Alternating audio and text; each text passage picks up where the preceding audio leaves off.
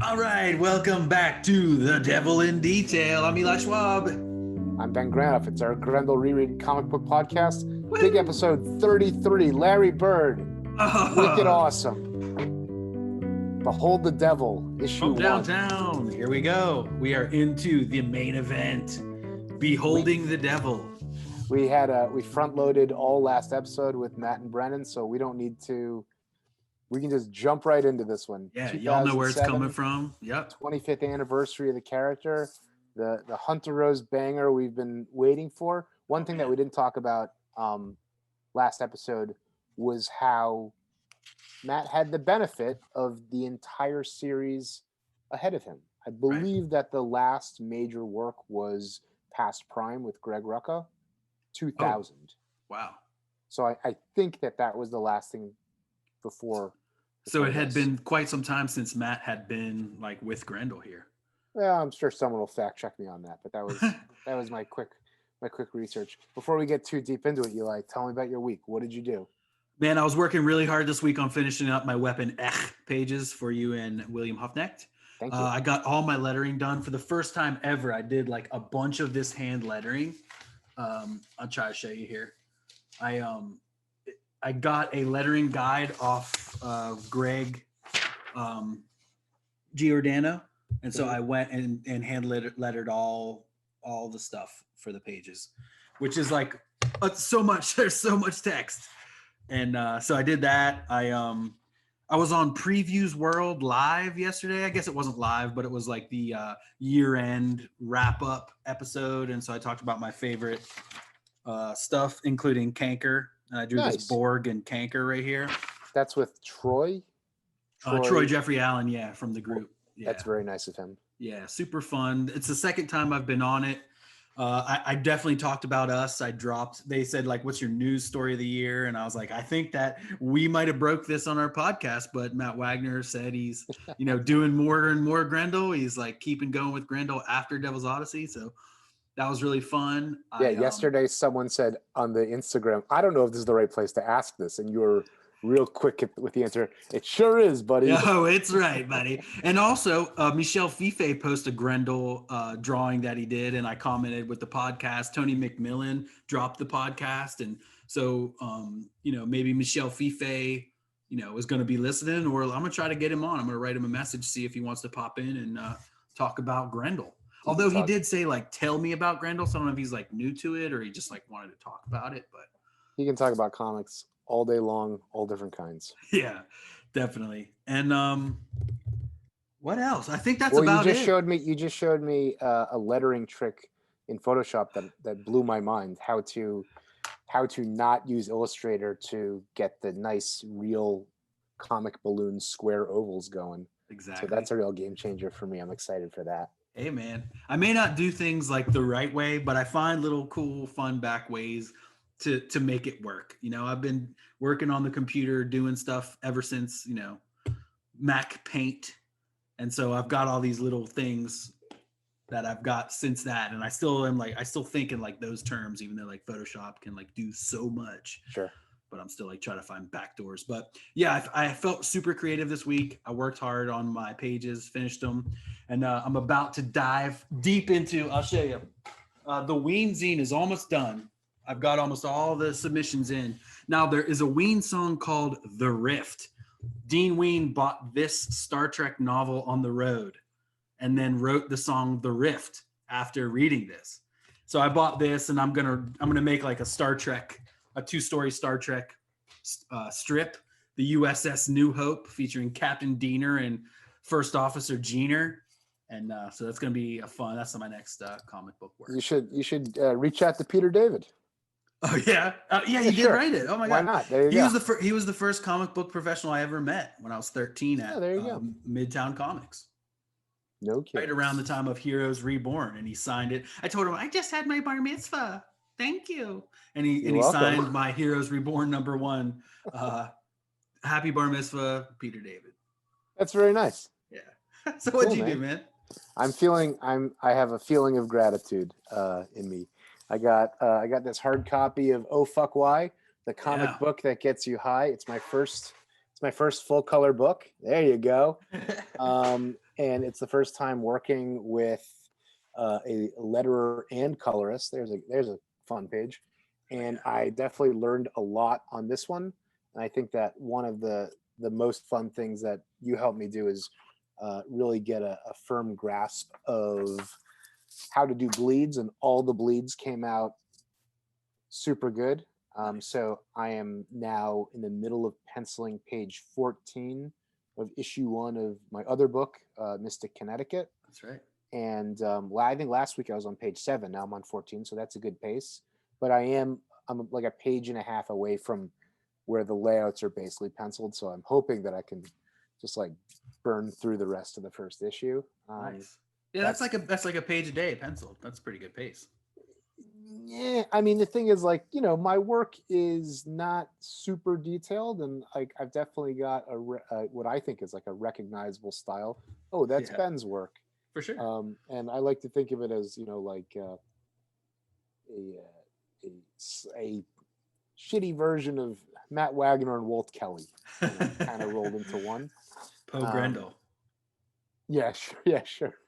He does Pogo, right? Yeah, he does. Yeah, well, he does Pogo. Okay. He did Pogo. He did. Yeah. He's great. He's fantastic. I'll pour one out for my grandfather, who sadly died last week after a long life of 92 years, and he was one of my favorite collaborators. I published some of his drawings in the back matter of my like first big full indie gig. We were the Freedom Federation, so look for that. Look for Grandpa's sketches in that. And then he drew as well as like, he drew a little bit, and he would like doodle like while he was like at meetings and stuff, and he would like start at the nose and work his way down. And so I have a bunch of cool drawings by him. And then he wrote, I was drawing his autobiographical Korean War comic, and I have a few more pages of that material to get through one day. Yeah. So he was 10 years old when Action Comics #1 came out, and to hear him tell it, my great grandmother threw away an entire box of Golden Age comics when he was off at boarding school or something like that. Dang. So having my dad too. So it's all of them. So that was So it was that was the thing, and but I'm full of gratitude right now. Like everything's good, and I'm making comics, and I'm so excited to be talking about the devil. Wait, what is this called? Behold the Devil. Behold the Devil. Hit me with the intro. Let's do it. Hey.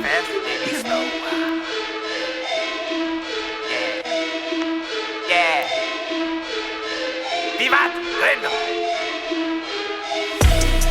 It's like the devil is my best friend. 100 rows with the pen to the fork end, or till time end. Like Orion, Jupiter, my kin, bloodline private.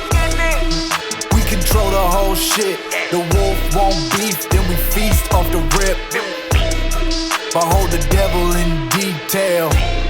Behold the devil in detail. All right, welcome back to the Devil in Detail, Grendel Reread podcast. So we just realized during the break here that actually this begins with Behold the Devil 0, which was a 50-cent comic. Exactly. You do have it. I thought you said you didn't. It's amazing how well organized both of our comics were. We pulled this book out within 15 seconds of realizing it. Well, you have a Matt Wagner box or section. I do, sure. Yeah, me too. All right, so all right, so this Behold the Devil 0 begins with a POV over Grendel's shoulder, and he's doing what Grendel does best: let some little peon squirm and run for his life. He loves being the hunter. Exactly. And it's so well put here on the next page. Still, there's an irrefutable verification of my unmasked namesake to be found in the bristling turbulence of any pursuit. Yeah. One thing that I think we're going to talk about throughout this thing is Matt's use of red, obviously, and also the tone work that we talked with him and Brennan about so much. When I looked at this this second panel on the first full page, the Grendel like it's very like Frank Miller, like Sin Right. City. Like that one short story too, where we're like the neck's not even attached. It's very simple and fluid. I think so. Yeah. Is that what you mean? The second Yeah, one here, where he's chasing. Yes. Oh yeah. I didn't realize the neck was not attached. Yes. Oh, yes. yeah, Where it's very like Miho with the shuriken. Yeah. And there's a few spots in this where I was thinking about Sin City a lot. Yeah, the What- stark how- black and whites, and then the brutality too. Yeah, yeah. I'm looking at these. I drew a lot of shitty cars today and Vespas, so I'm looking at these cars, and I think it's a really nice balance between what's on the top of Matt's dome and where the photo reference is leading him. I hope that's not insulting. But Cars are not easy. I mean, yeah, they're yeah. I actually this angle I have to crib this panel for something that I tried to draw a few hours ago. oh yeah, you're like, hey, great. I was like, oh, that's how that dips in. Okay, cool. So, Yeah, so he thinks he's Hunter's getting hunting. away. Yeah, exactly. And this guy thinks he's getting away. Gets into his car. Hunter Grendel plops right down. He whams down onto his car. And the guy's like, no. And Grendel's like, silly mouse. This is basically a redux of the Sergio Aragonés Oh yeah, very much. story, Yeah. and a lot of these beats are happening here. And also, I mean, there's a bunch of those Grendelin creeping stalking tales are remixes of each other through other people's eyes, and here Matt kind of gets to say, this is how you really do it, fellas. Yeah, for sure. That's a lot of fun. And just like all the guy keeps saying is like, oh God, oh no, oh God, oh my God. Yeah. And so he tries His to pull away. reputation precedes him. Yeah. But then I love this next page. Grendel stabs the fork down through it, and he's kind of like riding on the top of this car as the guy's like speeding away, and he's kind of just like riding along the top until he jumps off up onto what seems like maybe up onto this Spidey's up onto this lamppost. Yeah. As Who was the the guy that drew this Grendelin story? It was some young Portland guy. It was the one with the two cops on that's patrol. right. And chasing the guy. Yeah. Mhm. So anyway, this guy has a safe house full of extra weapons that no one knows about, and that's where he's headed. He turns on the light with a click and instantly thrust and twined by Grendel with seemingly no effort. We saw this move in Grendel versus the Shadow. Oh yeah. Right? It was, I don't remember who exactly He shicked him in twine. Yeah, it was like the guy, he's just like right there. Like there's like even less movement on this one. The lamp is very subtle on the gun falls and all that. And then he's got his machine guns in the lower right hand corner. So. Oh, that's right. Yeah. I love the good. sequence where he lets him take the mask off. Yeah, he's like doesn't even care. He's like happy about it. He's like maybe one final game he plays with him just before his eyes go slack and dim. Oh, you must have read my book. Everyone's read my book. Yes, everyone knows who I am. Let me ask you a question on this in the last panel. Is that like a Dali like melted clock? What's going on in that background element? I don't know. I wasn't sure. Maybe it was like an out of focus clock or something like that. It must be, yeah. Like those little white lines are the minute and hour hand. Must be. Yeah. What a wonderful sequence with the dreaded left-handed stack. I hope no one from the Wednesday crowd got confused by the left-handed stack. Right, there. me too. Jesus, that would be terrible. And there's like kind of like a little thing that you can see like how Matt does the like sawtooth kind of shading. Like you can see he maybe draws the triangles and then colors them in, and it's more so of that than it is of maybe I was thinking it was like a single brush stroke. Oh yes, the Klaus Janson calls it the open carrot. Oh really? The open carrot. Cool. Yeah, Klaus Janson's inking book is fantastic. Ooh, I should get that. The DC Comics Guide to Inking there's a lot of really good info in that. This is a great sequence. One thing that I noticed about the gray shapes is that they're super geometric, and it lends itself to almost like a cubist quality to the sculpting and the modeling of especially the faces. Like it's all jagged triangles over organic forms, so it has a very cool effect. Right. And that's kind of like the later Matt style that we keep talking about. That's so well portrayed in this book. It's funny because I think that because of the quality of those shapes, like this, it's kind of a style unto itself. Like you don't see that in Mage. Right. No, you Because don't. I mean, because Brennan's, it's so like watercolory, brush strokey on open stuff. Right. This is even this in the is, modern Mage, he doesn't do it. Like even. Yeah. Anyway, So on the very next cool. page, then we see, and there's this kind of like setup for the whole thing where we there's a page rip, and we suddenly it hits me that Christine Christine. Spar, yeah, and she's like, there's this whole section of Hunter's stuff that's ripped out. Now I really noticed something on this, the vision of the future from this time period. Now there's flying cars out the window. Yeah. And yet there's an iPod stereo here in the corner. Oh, that's right. So that kind of goes to show like where things were, at that Yeah, well, point. it's There were funny. no iPhone, no. I was sneaking ahead to The Devil's Legacy, which I don't know it like by rote at this point. I've read it once. And everyone smokes in that book, even though it's the future, everybody smokes. Right. Which is very funny. I like this kind of like stylus Kindle thing she's got. Yep. And also one thing that was really cool is that the Hunter Lifeline timeline is alluded to in a few different ways here. That this adventure, that's the pages that have been torn out of the journal, which is what we're going to be talking about.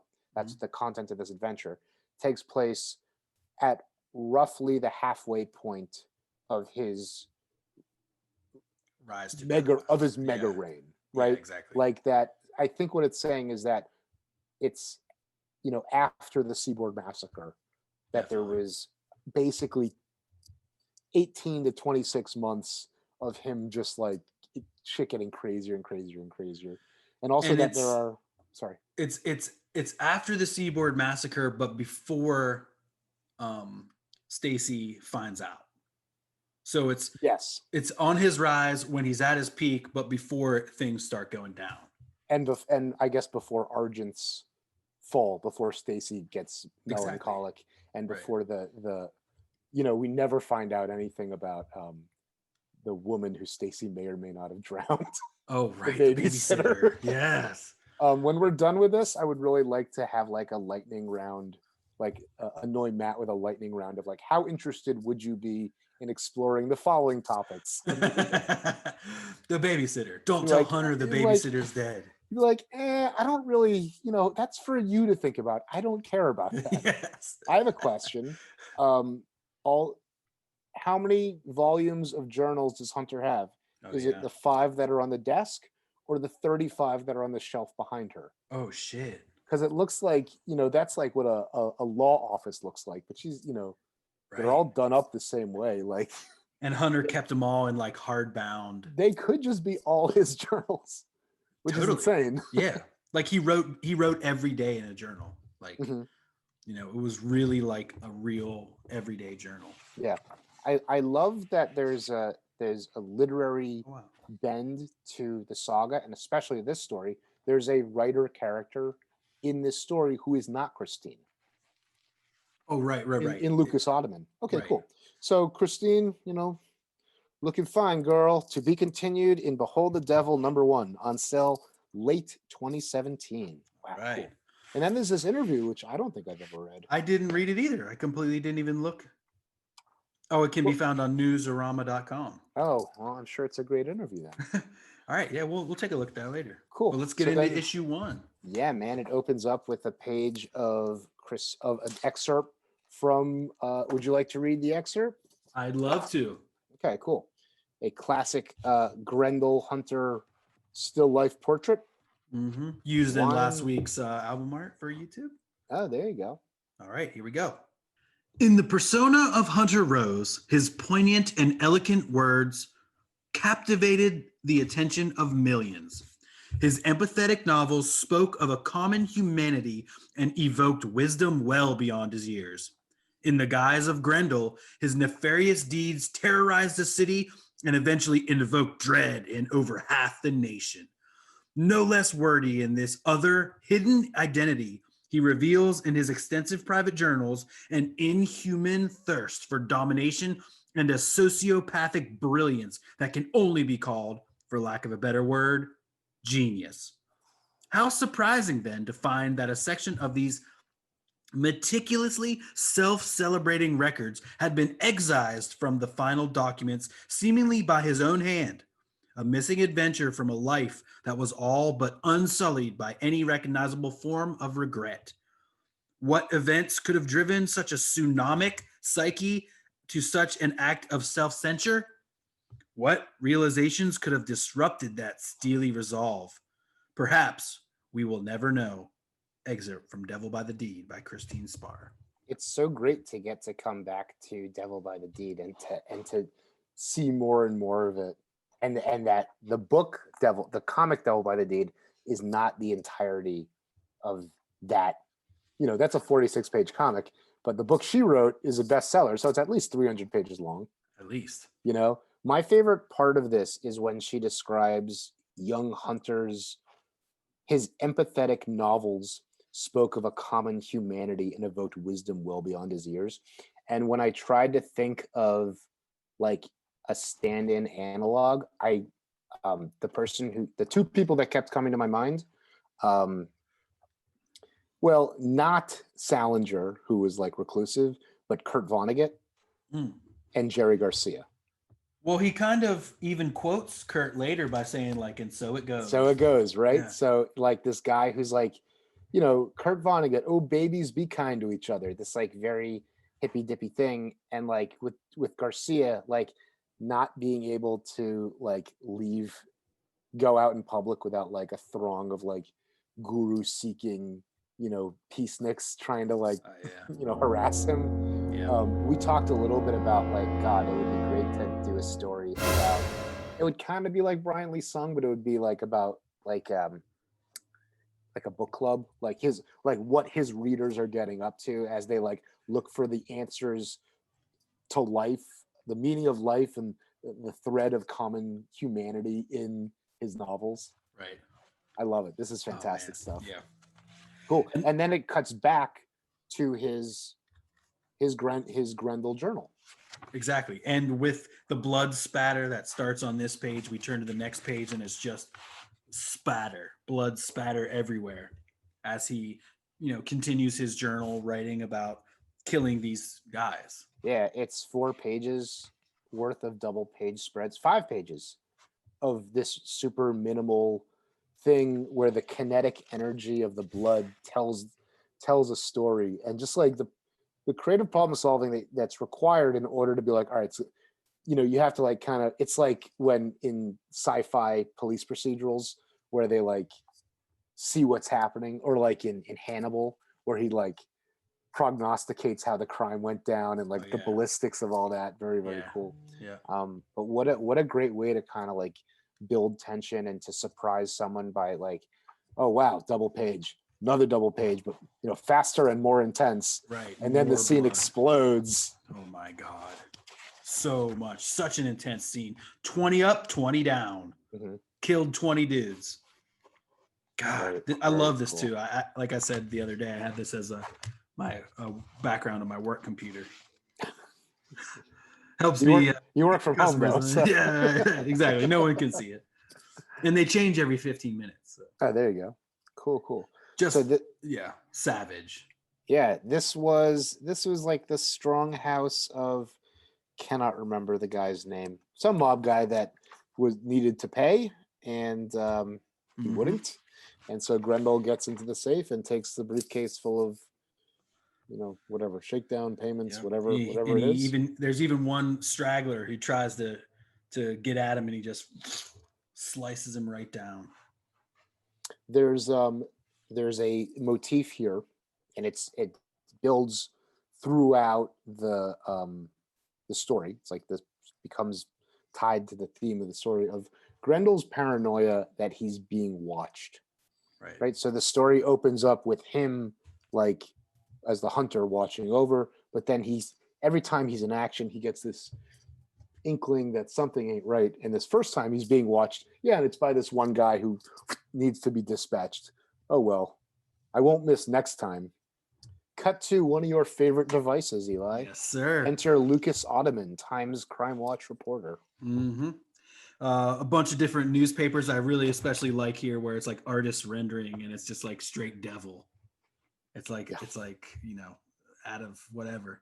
It shows Dandy Boy Ciccone dead. Gangland murders, Ghost in the Machine. Who the hell are you? So pretty awesome. Yeah, there's even the one on the bottom is of Liz Sparks. That's right. Who's one of our major characters. We saw her last in the Cliff Chang anthology short. That's right. Anthology short at the very beginning of the crime scene that would lead to the mayor forming Task Force G, which means Law and Order Special Grendel Unit. Bum bum bum. This the like gibberish or Latin or whatever it is. That kind of ipsum. Is that what? Is that what it is? Well, that's what always shows up like on the computer. Right. I think Yeah. So that's I think that's cool. If this was remastered, I challenge Matt to write the articles. Or hire out some hire out some schmuck to do it. Yeah, right. Cool. Yeah, on the next page, Lucas continues to ponder these different things and the case. No prints, no clues. He's having a nice cig, and then we flash to Detective Elizabeth Sparks being introduced on the scene. Yeah, Ottoman gets a tip to her what is now her crime scene, and the Times is sort of its own character in this saga. The Times. So that's the New York Times. Okay, yeah. In that it is, that's where Christine works, and Devil's Legacy like opens up with her book coming out and her getting promoted, I think, to like basically what a cushier version of what Lucas is doing. So Liz Sparks is coming out looking sullen. Task Force Grendel has been around for over a year. I like that this is a fairly simple and minimal 3-point perspective shot. All of us semi-pro cartoonists and would-be hobbyists seem to struggle with that 3-point perspective. Here's a way to do it. You just need 3 verticals and a few 2 points. No big deal. Yeah, pretty easy. Yeah. It's easy. No problem. No. I could not do this, and I tried to do it in a page the other, like on another comic, and I was like, this did not work out well. You gotta. The first time I ever did it, like full on, I think that I had a 3-foot ruler, and the vanishing point was like off of the page, and you have to kind of like line it up like a billiard shot. That was the trick. Anyway, who cares? Who cares about 3-point perspective? No, I mean, I think some of the people that watch the show are creators too, so I would guess that. Now, what I really like here on this next page, the shading on the columns with like these little squiggles in there. For sure. That is so cool. Yeah, that looks. How do you think that's done? Like some like whiteout, like Presto whiteout pen or yeah. correction fluid. And then the like gray over top or something. Yeah, I think it's some maybe this and a nib perhaps. Oh, sweet. Oh, that's interesting. Yeah, this stuff is cool, but I've gone through a number of jars. I don't use it all the time. Yeah, this one I can open, but sometimes like it just fuses shut, and it's like, oh God. So anyway, so in public, Ottoman and Sparks have this very icy, no comment kind of thing, and then they have, she blows him off, and he's smiling about it, and catch you later is like the last thing, no comment. And he's dressed like Sam Jackson. Well, yeah, with his Kangol backwards, and he wears like a varsity jacket, like a Letterman style jacket, which is very funny. I mean, I like the silhouettes though here on the bottom too, and it even gives him like it's a little bit magey with the circle sunglasses and the like looks like Joe, like Joe Fat, a little bit, or Kirby Hero, Yeah. All right, cool. So next page, we get back to the Art Deco villa of Hunter Rose and old loyal Larry. Lair Bear. So you can see that it's on. It's not too high up because you can see the treetops in Central Park right across the street. Very cool. So Lair does a famous Wagner recipe for a dry martini. Cold as a glacier and twice as clear. Yeah.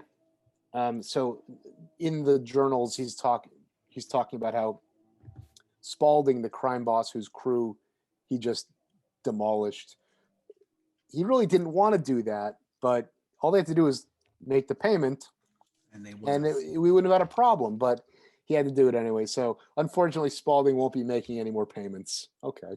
Yeah, ever. Yeah. All right. Well. And he's just wondering, he's inquiring about Stacy. How's old Stacy? Yeah. His little chickadee. Babysitter Larry. It's so weird. So weird. How do you think Larry's like maybe 5 years older than Hunter, or 15 years older than Hunter, or yeah, it would seem, I don't know. There are times when he's drawn much older. Right. But there are times when Hunter's drawn much older too, so it's not a good gauge. And it kind of gets a little into his origins, how he has like his parents left him some money and he's been working off that. Yeah. So it doesn't seem like he's too much older.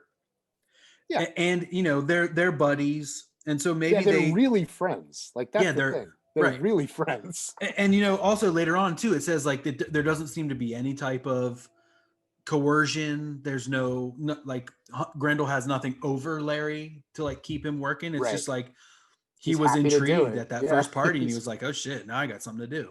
Yeah. And there's more on Larry later. Yes, absolutely. Anyway, cool.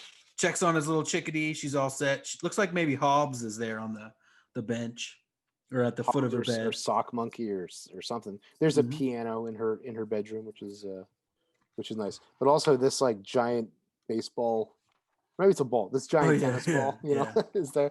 That's kind of fun. And you turn the page and we get another Christine excerpt. This one's really nicely designed because there's a sequence at the top of butterflies, something sweet becoming death, and at the bottom it's bats, something evil, which is Grendel.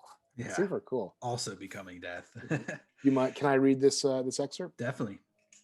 Much effort has been expended trying to explain and understand Hunter Rose's altruistic interest in my mother, the young and wayward Stacy Palumbo.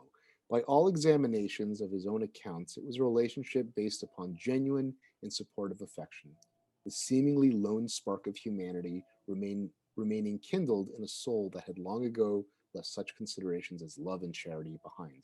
Even though he will do charity as a front to throw people off, and even though I think that there is a spark of goodness, there's a spark of something with him and Larry. There's, they really are charming. Anyway,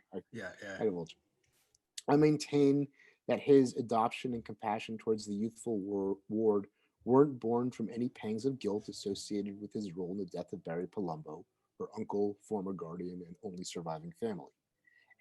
Because they were all in the mob, so they all died.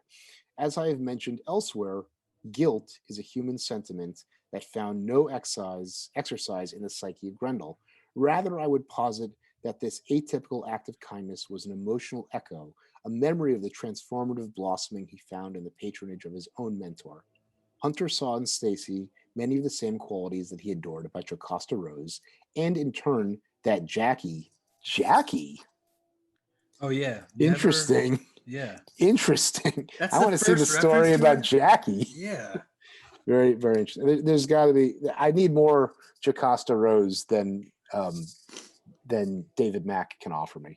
Right. Yes. Is what I'm rudely trying to say. Right. There's a whole bunch of time there too that they spent together that could be delved into. There's stuff when he's like 15 and 16 coming back, and anyway, we'll get to all the stories that we want to see. That Jackie's him. There are several journal entries wherein he even refers to a half-hearted belief that Stacy could in fact be the actual reincarnation of his long-lost love. Of course, it is more than ironic to consider that this isolated empathy would eventually lead to his ultimate downfall and in turn result in the utter tragedy that his life would eventually become. Wow. The half-hearted speculation that she was his actual reincarnation. Well, in a world where zombies and werewolves and vampires and uber creatures and genetic cerebral mutations lead to the likes of Hunter Rose, Yeah. reincarnation is not off the table. No, it's not. Okay. And I love the way he's portrayed. And this is kind of like a film trick where you show like someone in shadow when they're like, we're unsure of their motives, So we see Stacy here in full light, even maybe kind of like a little shadowed, but then Hunter's kind of like creeping back there in full shadow, kind of like, good and bad. We don't like, he treads the line between good and evil. Next page, man. Yeah. Oh, sorry.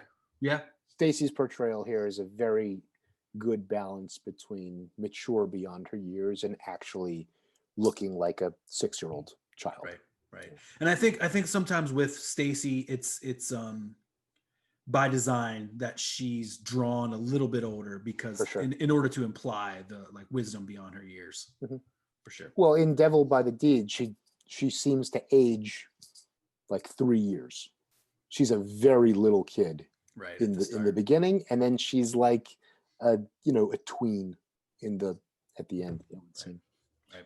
Here's a new storytelling device, Lucas's interview tapes. Yeah, I love it. I love the myriad of different cartooning styles, storytelling methods that Matt does in this book. Really had an influence on me that I try to incorporate different storytelling styles in my books, diagrams, page fulls of different things. So it helps the story go, and especially for this type of mystery or for the like crime procedural that we're kind of going to see fold out. This is perfect, man. And it fits in perfectly with the GSU Grendel, the special Grendel unit, or SGU. Yeah, they're also all the layouts and designs are all the same in regards to the panel borders and the first panel, 9-panel grid. Camera doesn't move. Right, and there's it's a shoot interview. Yeah, exactly. And complete with a title card, witness interview tape number 32, 9/25/86, Robert Brody, Bell Captain, Sterling Arms Hotel. Yeah. I wasn't totally sure what we were supposed to be taking out of this. Here's a guy he's a bell captain and he thinks very highly of himself and his position, but he's still he is just a bell captain at the Sterling Arms Hotel. Right. But he thinks he can tell you about like, the classy wise guys versus the trashy ones, and okay. Yeah, but he wasn't sure because at the end he did smell Creed Neroli. And that might have been Hunter's stench or something. That might have been the scent. Oh, I did have to look that up and see if that was, I don't know anything about. Oh, was it? Here I am in the bunker. I don't know anything about cologne. No, the only cologne I ever owned was Michael Jordan cologne in like 1996. We're 10 months into quarantine. Cologne is the last of my worries. Yeah, I barely put on deodorant anymore. Yeah, right. I think I've been wearing my wife's deodorant for 2 weeks so far. You can cut that out. No. Right, here we are. Liz Sparks. Yeah, she comes home, 10-year veteran of the force. She hears something. She hears a creak in the floor. She pulls out her gun and he's like, Lucas is like, come on, Sparks. You going to shoot me, are you? Not only are they in secret tryst, he has her key. Right. Come on over whenever you want. Mm-hmm. Right. Apparently without even telling her, Yeah. All right, cool. And she's like, shut the fuck up. I just saw a bunch of murder. Let's bang. Yeah. I need someone to remind me why I'm alive. And, throughout the cycle, there's a lot of romantic couplings. The most powerful one is, oh God, what's the one with the Indy 500 where the hospital administrator? Devil something. I can't Devil remember. May Care. Devil May Care. And like the romance philosophy in A World Gone Mad in that one is so heartbreaking. And here we kind of get like a little echo. Like opposing sides coming together in love, but maybe forced apart. They have a number of lovemaking scenes in Behold the Devil. Here's the first one. It's great. Eat your heart out, Frank Miller. No, yeah, it's great. It's really well done. Like the post-coital scene is like framed by, close-ups of, the furious action previous to it. And I would Well like to done. hear Brennan's thoughts on the semi-splash quality of this, because even though there's 20 panels or so on this page, the central one, the framing one, there's a little one underneath, but that one really just says it all, and that's where all the text is anyway. So Right. Yeah. what I really enjoyed about these like little silent lovemaking panels is that some of them are so close up that it takes a minute to sort of decode what's going on, like what's an elbow and where's the belly button, and to be like, Yeah. oh, okay, this is what's going on. I thought a lot about the opening of Big Fat Kill. This is the first Sin City, Right. and there's like 8 panels of Marv and Goldie having sex, and the camera is always like head to waist, and the thing that stands out is like Marv's like gritted teeth, like very Liefeldian, like as he's doing it. And this is much more varied and much more erotic. Well done. Yeah, I think so too. Yeah. And then the bottom right panel, he has that full splash. He's like, splash. Get it? That's just Yeah, it's a good joke. Splash as You're fun. you write them good, man. Here we have another next page. It's a semi double page spread, right? Yeah. Because you've got this inset stack on the right hand side of the second page. Very cool. Grendel So cool. standing over Amazing. his city. Skyline. God damn, it's awesome. His city. My hunting grounds. Yeah. In 1985 or thereabouts, or 86 or whenever it is, 17 million people live in New York City. In this book. Where is it now? Now it's like 8 or 9. Then it was like 7.5. So interesting. I mean, I think that it, I'll give Matt the benefit of the doubt that he's saying the city is even more packed, even more souls to dominate. And I will sneer at their eventual failure. This is him just kind of like, lauding over everything, where deals are made and plans are hatched. And we're kind of also hearing, I was reading the omnibus, so I didn't exactly see where this ended. But then on the next page, he's peering into this deal done. And then he's like, but he keeps feeling like something behind him. He's like feeling eyes upon him. And he's like, what is happening? And he turns around and he's like, I'm being watched. Yeah. Look at that super thick gutter around that final non-splash. Really creepy. Yeah. Really creepy. Because yeah, really cinematic. I very much enjoy on the double page spread, the Grendel vision scope shot. Oh yeah. Which of course we never see him using, but right. it's another device that we know nothing about. Of course he's got some telescopic thing. Maybe he's looking through the fork, maybe it's in the mask, though I kind of doubt it. Yes. It's really like an Iron Man mask in there. He's like, right. That's so I just love that, like, Matt's not going to show you there's no cutaway of Grendel using a telescope. It's just like, yeah, sure, this is what he's saying. Very cool. Yeah, it's awesome. Yeah, and then we get a letters page. It's nice. It really cool. I just noticed this from Diana Schutz, the girl with the kaleidoscope eyes. She's thanking Matt. She's grateful for all the CD mixes and booklets with thoughtful quotations. Inside. Shout out to MySpace. Right, MySpace, and her blog.myspace.com. I wonder if this website is still active. Very cool. Awesome. Great first issue. Really lays it out. Get all the characters. We get a great an ad for the art of Matt Wagner's Grendel. Yeah. And, beautiful back cover. Oh yeah. Heavy, would you call this uncoated stock? It's like, I would, yeah. Very matte. Ooh, feels great. Oh, it's a matte. Velvety. It's matte, yeah. Matt's very nice.